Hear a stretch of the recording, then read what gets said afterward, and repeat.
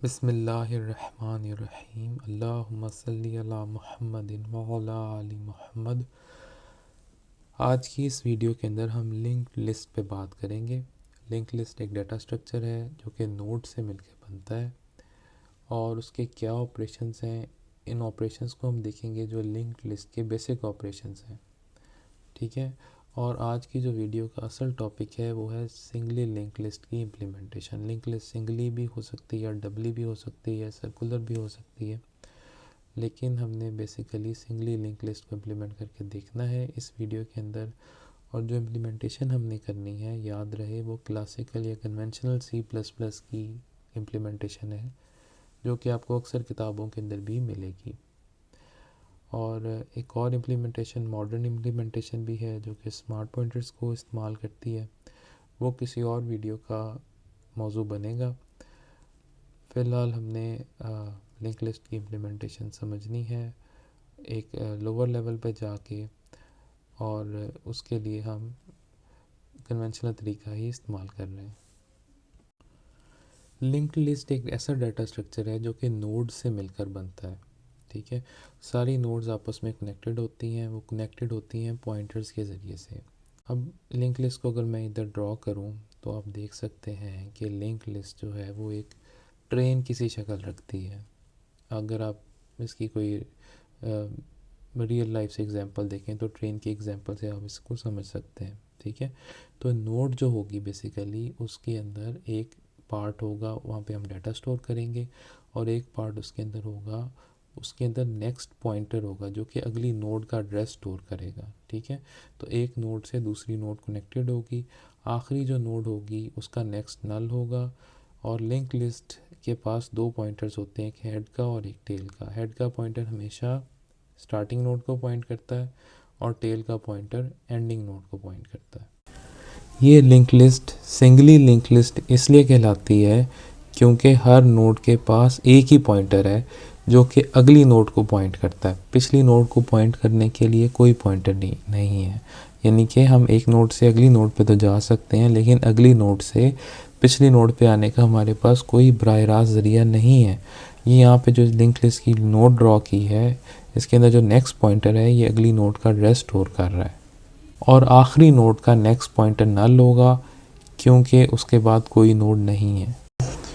डबली link list को अगर देखें तो हर नोड के पास दो पॉइंटर हैं। एक नेक्स्ट पॉइंटर है जो कि अगली नोड पे लेके जा रहा है, और उसी तरीके से प्रीवियस पॉइंटर भी है जो कि पिछली नोड पे लेके जाता है, ठीक है। और हेड और टेल सिंगली लिंक लिस्ट की तरह हेड स्टार्टिंग नोड को पॉइंट करेगा और टेल एंडिंग नोड को पॉइंट करेगा। हेड नोड का प्रीवियस पॉइंटर नल होता है और टेल नोड का नेक्स्ट पॉइंटर नल होता है। लिंक लिस्ट की नोड को अगर हम ड्रॉ करेंगे तो उसके अंदर हमारे पास प्रीवियस और नेक्स्ट दो पॉइंटर होंगे, उसके अलावा डाटा को स्टोर करने का कोई एक फील्ड होगी। लिंक लिस्ट के अगर ऑपरेशंस को हम देखें जो उसके बेसिक ऑपरेशंस हैं में एक नंबर ऑफ़ एलिमेंट्स है जो कि इंटीजर रिटर्न करता है कि कितनी नोड्स मौजूद हैं, ठीक है। इंसर्ट एट एंड आखिर में, यानी कि टेल जहाँ पॉइंट कर रहा है वहाँ पे नोड ऐड कर देगा और उसके अंदर जो वैल्यू से मिलेगी उस नोड में शामिल कर देगा। इंसर्ट एंड फ्रंट शुरू के अंदर एक नोड ऐड कर देगा, सर्च बताएगा कोई नोड एग्जिस्ट करती है या नहीं करती। और रिमूव का फंक्शन, कोई वैल्यू अगर मौजूद होगी तो उसको रिमूव कर देगा और ट्रू रिटर्न करेगा, अगर मौजूद नहीं होगी तो रिमूव नहीं हो सकती, फॉल्स रिटर्न कर देगा, ठीक है। रिमूव फ्रंट के लिए हमने बूलियन रिटर्न कराया है कि फ्रंट एग्जिस्ट करता है तो ही रिमूव हो सकता है, और जो फ्रंट की वैल्यू होगी फ्रंट नोड की वो यहाँ पे हमें बाय रेफरेंस ऑपरेटर जो है उसके अंदर मिल जाएगी, ठीक है। इस तरह रिमूव ऑल नोड का फंक्शन है जो कि सारी नोड्स को रिमूव कर देता है। इन फंक्शंस को हम इम्प्लीमेंट करेंगे C++ के अंदर। ये जो नोड का स्ट्रक्चर आपको नज़र आ रहा है लेफ़्ट साइड पे, इसको कोड में ट्रांसलेट करने के लिए हम स्ट्रक्ट यूज़ करेंगे। स्ट्रक्ट एक यूज़र डिफाइंड डेटा टाइप बनाता है और जिसके अंदर बाय डिफ़ॉल्ट सारा कुछ पब्लिक होता है। यहाँ पे हम एक क्लास भी इस्तेमाल कर सकते थे, लेकिन फ़िलहाल यहाँ पे स्ट्रक्ट इस्तेमाल किया गया है। और स्ट्रक्ट के अंदर एक डाटा की फील्ड है जिसमें डाटा स्टोर होगा। डाटा फ़िलहाल हम इंटीजर स्टोर कर रहे हैं, और नोड जो है हमारी वो पॉइंटर टू नोड है नेक्स्ट, ठीक है। और इसका जो कंस्ट्रक्टर है ये यहाँ पे ही डिफ़ाइन मैंने कर दिया इनलाइन ही, और कंस्ट्रक्टर वैल्यू लेता है और वैल्यू डाटा में स्टोर कर देता है और नेक्स्ट फील्ड को नल कर देता है। सिंगली लिंक लिस्ट की क्लास हम बनाएंगे क्योंकि हमने सिंगली लिंक लिस्ट का ऑब्जेक्ट बनाना है और सिंगली लिंक लिस्ट को हमने डिफ़ाइन करना है। तो क्लास कीवर्ड के साथ सिंगली लिंक लिस्ट की क्लास बना रहे हैं, और इस क्लास में 3 प्राइवेट डाटा मेंबर्स हैं, एक हेड है, टेल है, और इसके अलावा एलिमेंट्स है जो कि नंबर ऑफ़ एलिमेंट्स का काउंट रखता है कि कितने इस वक्त लिंक लिस्ट में नोड्स मौजूद हैं। अब हम ऐसा करेंगे कि जो लेफ़्ट साइड के ऊपर हमने पहले आपको नज़र आ रहे हैं हमने जो फंक्शंस बनाए थे, जो लिंक लिस्ट के हमने ऑपरेशंस डिफ़ाइन किए थे, उनको हमने ट्रांसलेट करना है C++ क्लास के अंदर, ठीक है। तो बारी बारी हम इन फंक्शंस को लिखेंगे, और सर्च का फंक्शन कॉन्स्ट सेफ है क्योंकि ये फंक्शन लिंक लिस्ट के जो प्राइवेट डाटा मेंबर्स हैं इनको मॉडिफाई नहीं करता, ना ही इसे करना चाहिए। लाइकवाइज नंबर ऑफ़ एलिमेंट्स का फंक्शन भी कॉन्स्ट सेफ है, इसे भी कुछ मॉडिफाई करने की ज़रूरत नहीं है। और ये जो फंक्शन है रिमूव फ्रंट का, ये बूलियन इसकी रिटर्न टाइप है। बूल रिटर्न टाइप इसलिए है क्योंकि हो सकता है फ्रंट एग्जिस्ट ही ना करता हो, लिंक लिस्ट में कोई एलिमेंट ही ना हो, तो वो डिलीट फिर नहीं हो सकता था। तो बाय रेफरेंस इसमें पास की है वेरिएबल, उसके अंदर वैल्यू आ जाएगी। अगर तो डिलीशन पॉसिबल है तो फ्रंट पे जो वेरिएबल है उसकी जो भी वैल्यू होगी वो इसके अंदर आ जाएगी। पहला फंक्शन जो हम डिफ़ाइन करने जा रहे हैं वो नंबर ऑफ़ एलिमेंट्स का है, क्लास के बाहर डिफ़ाइन कर रहे हैं, और इसके अंदर हमने एलिमेंट्स रिटर्न कर देने हैं। एलिमेंट्स की फील्ड हम रिटर्न कर देंगे सिंपली, और ये हमारा फंक्शन डिफ़ाइन हो जाएगा। इंसर्ट एट एंड का जो फंक्शन है इसके 2 केसेस हैं। एक केस वो है कि पहले से लिंक लिस्ट खाली हो, कोई भी एलिमेंट मौजूद नहीं होगा, उस वक्त हेड और टेल दोनों नल होंगे। तो इस केस में हम करेंगे ये कि हम एक न्यू नोड बनाएंगे, और इस न्यू नोड का जो एड्रेस है वो हमारे पास एक वेरिएबल में है, पॉइंटर है टेम्प के नाम से उसमें, और हेड को भी इधर ही पॉइंट करवा देंगे और टेल को भी इधर ही पॉइंट करवा देंगे, ठीक है। तो कोड के अंदर ये काम हम कर सकते हैं। हम चेक करते हैं कि अगर एलिमेंट्स में 0 है तो फिर इसका मतलब है केस 1 है, तो हम हेड और टेल दोनों को इधर ले आए। दूसरा केस इसका ये है कि पहले से एक या एक से ज़्यादा एलिमेंट मौजूद हो। उस सूरत में हमने ये करना है कि जो न्यू नोड हमने बनाई है जिसका एड्रेस टेम्प के पास स्टोर्ड है, तो पहले हमने टेल पॉइंटर के नेक्स्ट को उसकी तरफ पॉइंट करवा देना है, यानी कि टेल पॉइंटर के नेक्स्ट में हमने टेम्प की वैल्यू स्टोर करनी है। टेम्प की वैल्यू है न्यू नोड का एड्रेस, ठीक है।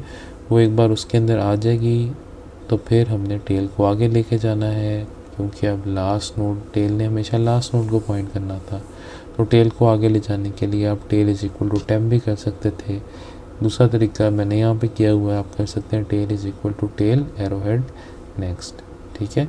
एरो हेड का आपको मालूम होगा, अगर नहीं मालूम तो सुन लें कि एरो हेड अगर पॉइंटर के ज़रिए से किसी ऑब्जेक्ट की फील्ड को असेस करना हो तो फिर हम एरो हेड सिंबल इस्तेमाल करते हैं। तो ये हमारा इंसर्ट एट हेड का फंक्शन है।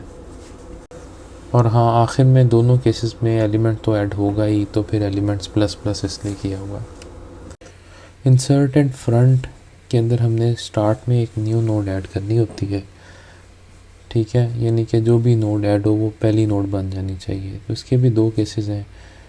दोनों केसेस में हम सबसे पहले न्यू नोड तो बनाएंगे ही, टेम्प उस न्यू नोड को पॉइंट कर रहा है, और हम हेड को भी, हेड नोड को और टेल नोड को दोनों को उस नोड की तरफ ले आएंगे अगर पहले से कोई नोड मौजूद ना हो, यानी कि केस 1 में पहले कोई नोड मौजूद नहीं होगी तो हेड और टेल दोनों उसी नोड को पॉइंट करने लगेंगे, ठीक है।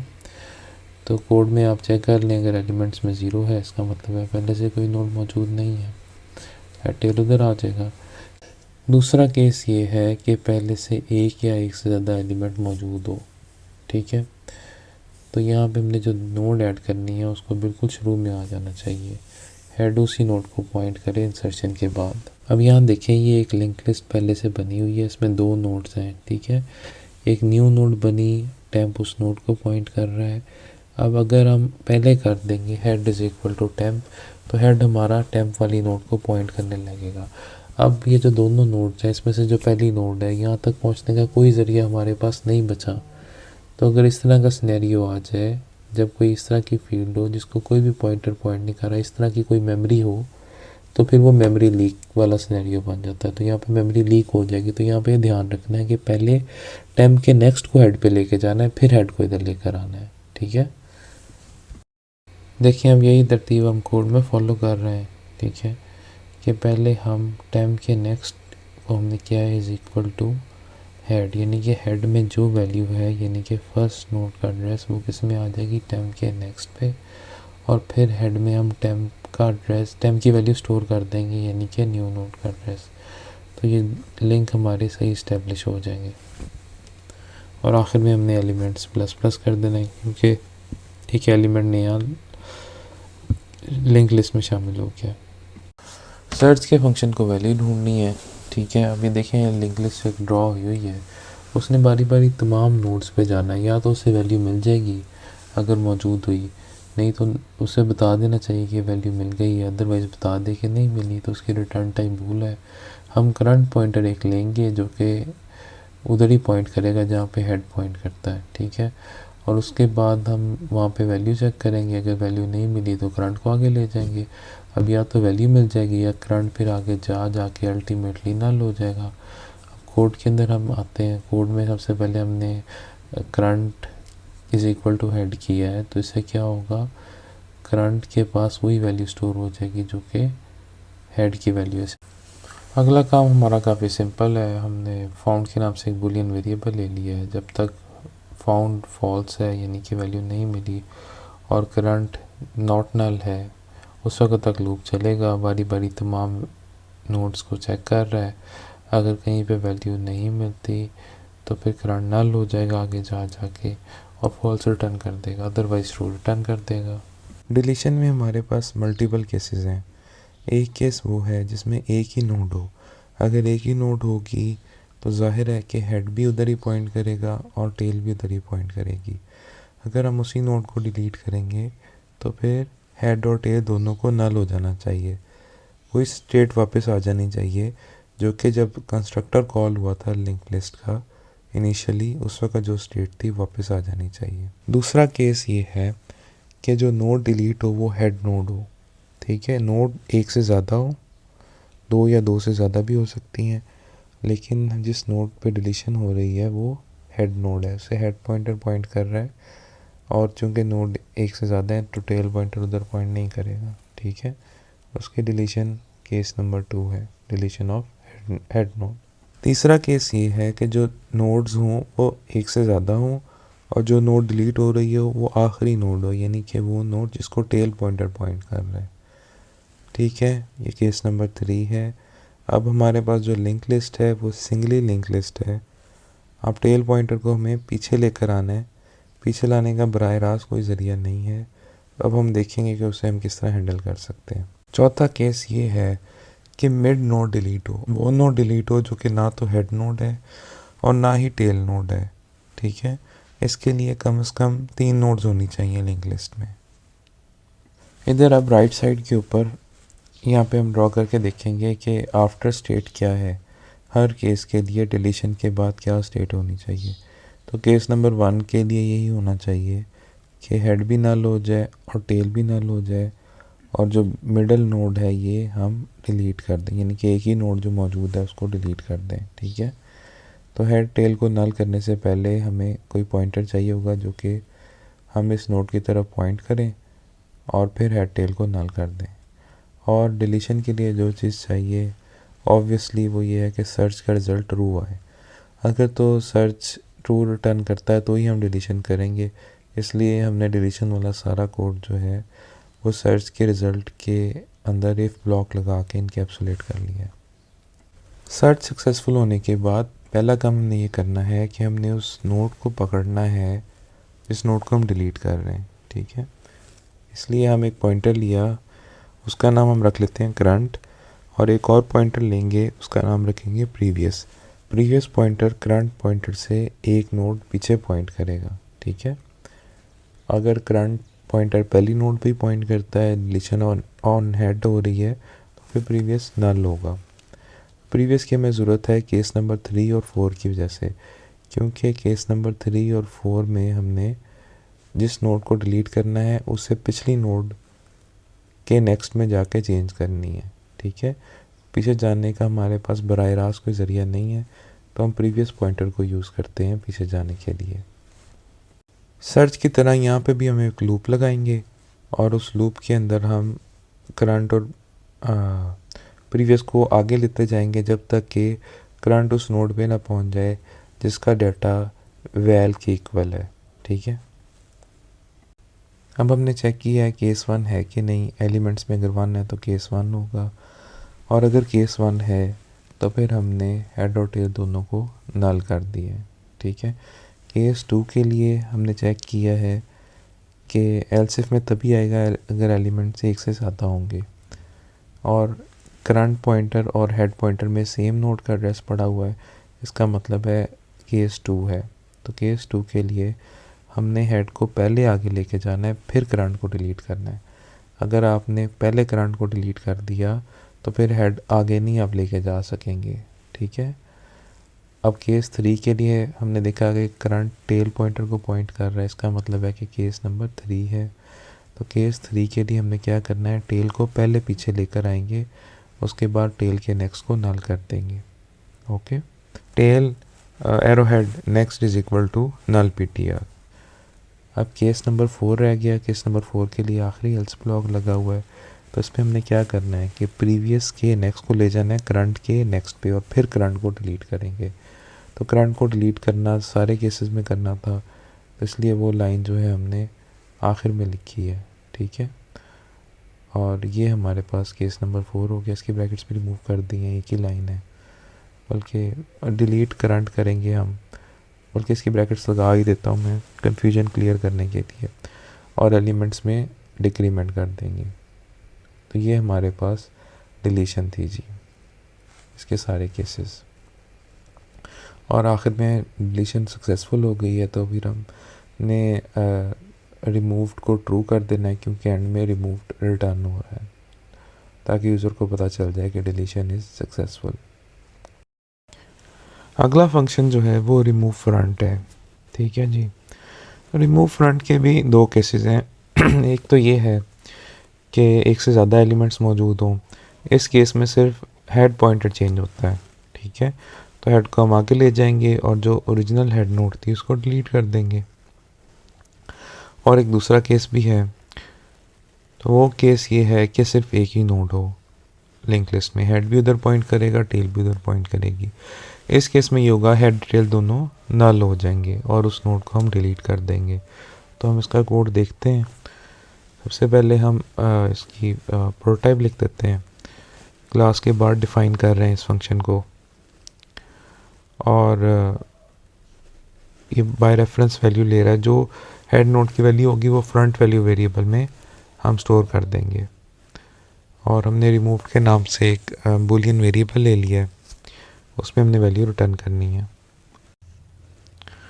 अगर एलिमेंट्स के अंदर 1 हो, ठीक है, तो फिर एक ही नोड मौजूद है। हमने अटैम्प पॉइंटर ले लिया जो कि हेड नोड को पॉइंट कर रहा है, ठीक है।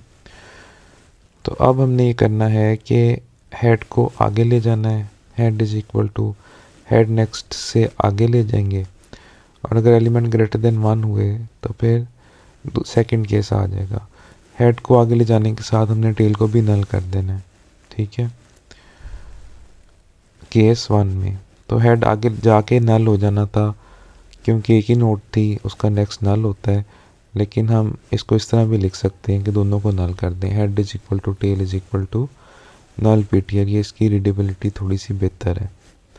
अगर एलिमेंट्स में एक से ज़्यादा हुए वैल्यू, एक से ज़्यादा नोड्स मौजूद हुई, तो हेड आगे चला जाएगा, और हेड आगे लेके जाने के बाद आपने क्या करना है कि जो टेम्प नोड है उसको डिलीट कर देना है, ठीक है। और एलिमेंट्स में डिक्रीमेंट हो जाएगा क्योंकि एक नोड कम हो गई है। अब क्या ये कोड ठीक है या नहीं, इसमें एक मसला हो सकता है कि अगर हेड नल हुआ तो टेम्प भी नल होगा और उसके ऊपर डिलीशन कॉल हो जाएगी, ठीक है। तो अब इसके लिए हम ये करते हैं कि इसको इंकैप्सुलेट कर देते हैं एक और इफ ब्लॉक में कि अगर तो टेम्प नॉट नल है फिर ही ये वाला केस चले डिलीशन तक, ताकि नल के ऊपर डिलीशन कॉल ना हो। No it's fine. हम ये फंक्शंस हमारे डिफ़ाइन हो गए हैं। डिस्ट्रक्टर हमने डिफ़ाइन करना है, उसमें हम रिमूव ऑल नोड्स का फंक्शन कॉल कर लेंगे क्योंकि डिस्ट्रक्टर ने भी यही काम करना होगा तकरीबन। डिस्ट्रक्टर मैं क्लास के अंदर ही डिफ़ाइन कर रहा हूँ और उसके अंदर से रिमूव ऑल नोड्स का फंक्शन हम कॉल कर देते हैं, ठीक है जी। और रिमूव ऑल नोड्स के फंक्शन को हम डिफ़ाइन करते हैं क्लास के बाहर। ये काम इस तरह करेगा कि ये हमारे पास अगर लिंक लिस्ट है तो हम एक पॉइंटर ले लेंगे करंट के नाम से और हेड को आगे मूव करते जाएंगे और करंट को डिलीट करते जाएंगे। हेड के लिए ज़रूरी है कि करंट के डिलीट करने से पहले हेड अगली नोड पे मूव कर चुका हो। तो ये हम फंक्शन को डिफ़ाइन कर रहे हैं और इसके अंदर हमने अब एक लूप लगाना है क्योंकि बारी बारी नोड्स को डिलीट कर रहे हैं और करंट पॉइंटर हेड पे है और हेड आगे चला जाएगा हेड नेक्स्ट करके। जब तक हेड नल नहीं हो जाता उस वक्त तक लूप चलेगा और हर आइट्रेशन पे एक नोड डिलीट हो रही है। उसके बाद हमने टेल को भी नल कर दिया है और एलिमेंट्स को भी ज़ीरो कर दिया है जी। तो ये रिमूव ऑल नोड्स का फंक्शन था। लिंक लिस्ट की सारी वैल्यूज़ को प्रिंट करने के लिए हमें एक और फंक्शन बना लेना चाहिए प्रिंट ऑल के नाम से। ये भी कॉन्स्ट सेव फंक्शन होगा, ठीक है। और इसने करना ये है कि इसने बारी बारी तमाम नोड्स पे जाना है और उनकी वैल्यूज़ को प्रिंट कर देना है। अब इधर मेन में हमने इन फंक्शंस को यूज़ करके अपना थोड़ा सा रनिंग कोड बनाया है। दो लिंक लिस्ट के ऑब्जेक्ट डिक्लेयर किए हैं, इंसर्ट एट एंड L1 पे कॉल हुआ है, फिर दोबारा L1 पे कॉल हुआ है, फिर इंसर्ट एट फ्रंट L1 पे कॉल हुआ है। अब यहाँ पे अगर हम इनकी वैल्यूज़ को प्रिंट करेंगे तो फिर हमारे पास रिज़ल्ट्स आने लग जाएंगे, ठीक है। std यहाँ पे यूज़ करेंगे cout के साथ और इसको चला के देखते हैं तो ये रिज़ल्ट आ रहे हैं 4 5 6 L1 में आ रहा है, उसके बाद L2 प्रिंट होती है और 43 और 60 है। 4 पहले इसलिए आ रहा है क्योंकि इंसर्टेड फ्रंट 4 पे कॉल हुआ था, ठीक है। L2 से आप वैल्यूज़ रिमूव भी कर सकते हैं यूजिंग द रिमूव फंक्शन और जो वैल्यू आपने रिमूव करनी है वो फिर हमें ब्रैकेट्स में देनी होगी। अब यहाँ पे L2 में से वैल्यू रिमूव हो रही है फ्रंट से और L2 दोबारा प्रिंट हो रहा है, ठीक है।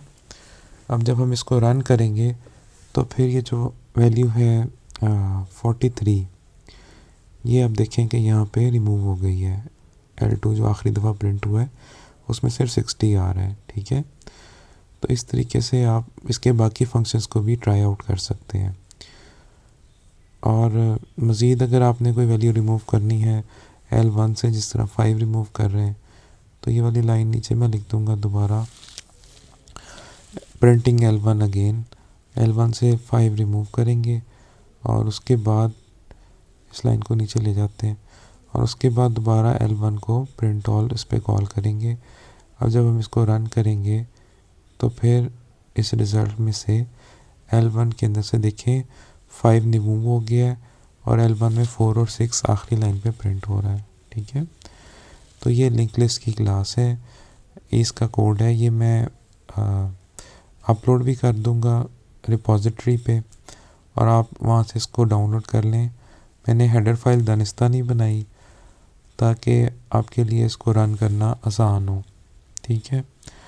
और इसमें ये है कि मैंने कॉपी कंस्ट्रक्टर और असाइनमेंट ऑपरेटर ओवरलोड नहीं किए फ़िलहाल, उसकी ज़रूरत होनी चाहिए, होती है ज़रूरत अगर आप डायनेमिक मेमोरी यूज़ करें, लेकिन हमने चूँकि सिर्फ फोकस किया है लिंक लिस्ट के ऑपरेशंस पे, इसलिए सिंप्लिसिटी के लिए हमने उनको फ़िलहाल नहीं हाथ लगाया।